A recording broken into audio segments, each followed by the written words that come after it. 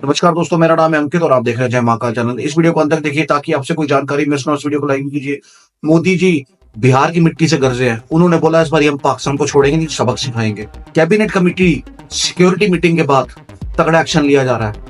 INS Vikrant जो कि भारत का बनाया हुआ एयरक्राफ्ट कैरियर है ना, उसको अरेबियन सी के अंदर ऑपरेशनली डिप्लॉय कर दिया गया है इंटरनेशनल बॉर्डर के ऊपर। सामने पाकिस्तान है, कराची सी पोर्ट, आईएनएस विक्रांत, बगल में आईएनएस सूरत को भी डिप्लॉय कर दिया गया है।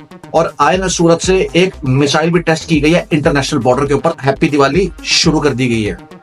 1971 के अंदर हमारी नेवी पाकिस्तान के कराची जो सी पोर्ट उसको जला दिया था और हफ्तों जलता रहा था। आईएनएस अरिहंत और आईएनएस अरिघात ये दो न्यूक्लियर सबमरीन है जिसको ऑपरेशनली डिप्लॉय कर दिया गया है।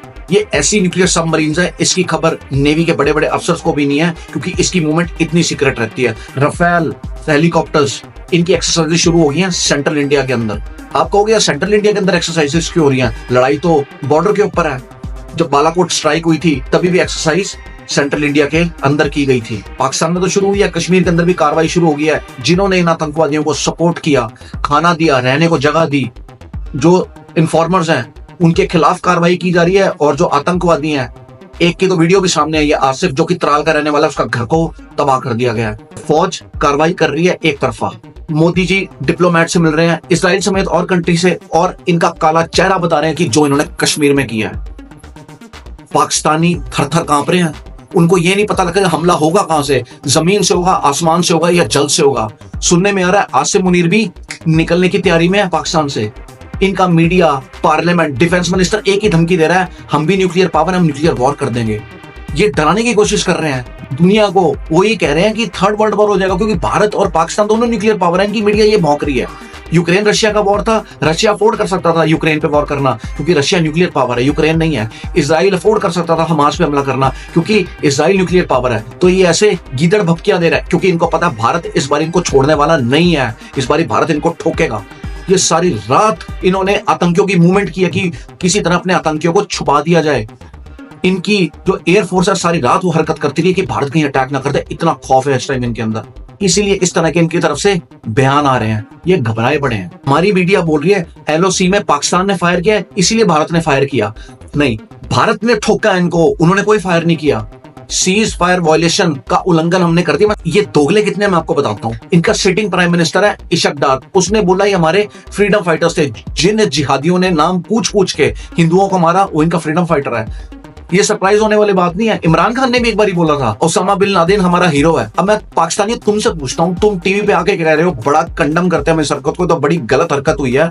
तो तुम्हारा तो सिटिंग प्राइम मिनिस्टर ये बात कह रहा है हमारे फ्रीडम फाइटर्स थे। अब जवाब दो ना। तुम कहते हो हमें तो पता ही नहीं किसने अटैक किया, भारत तुम पे आरोप लगा रहा है। जो इनका डिफेंस मिनिस्टर है उसने कबूला है स्काई न्यूज के ऊपर अफगानी पत्रकार के आगे कि yes we took money from America and England from last 30 years to do terrorism. ये उसने कबूला है, वो खुद मान रहा है इस बात को। 1971 के अंदर ना दोस्तों हमसे गलती हुई थी। जब बांग्लादेश को आजाद करवाया था ना पाकिस्तान से, 13,000 स्क्वायर किलोमीटर सिंध की जमीन ले ली थी हमने और 93,000 इनके अफसर से लेके, सूबेदार से लेके, जर्नैलों से लेके सब बंदी थे। हमें उस टाइम ही नेगोशिएशन करनी चाहिए थी। कश्मीर से पूरी जो अपनी फौज है उसको निकालो और तभी हम आपको एरिया वापस देंगे, नहीं तो तुम्हारा एरिया हम तुमको वापस नहीं करते। लेकिन हमने नेगोशिएशन उस टाइम नहीं की। ये हमारी सबसे बड़ी गलती है। हमने जो पाकिस्तान से लिया था इनके सोल्जर्स भी लौटा दिए और इनकी जमीन भी लौटा दी है। हम आज भुगत रहे हैं। ये सांप के बच्चे उसी टाइम कुचल देते तो शायद आज ये पहलगाम और घटना ना हो रही होती।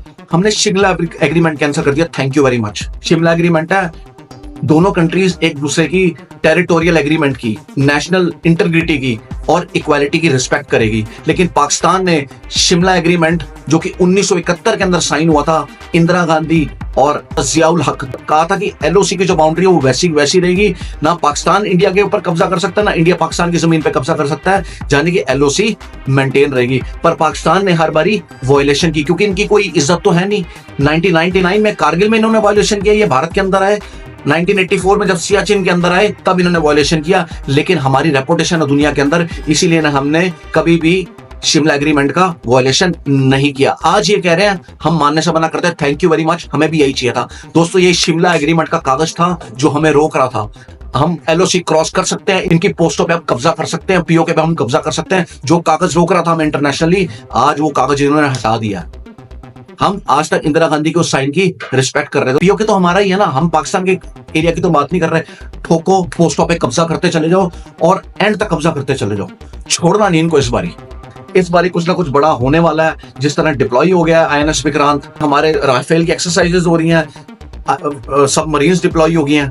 बाकी दोस्तों आपका कहना भारत सरकार के स्ट्रॉन्ग फैसले के बारे में जो उन्होंने डिप्लॉय करने शुरू कर दिया है, मुझे कमेंट सेक्शन में लिख के बताइए। और यदि आपको भारतीयों ने भी करवाया तो कमेंट सेक्शन में जय हिंद भी लिखिए। जय हिंद, वंदे मातरम, भारत माता की जय।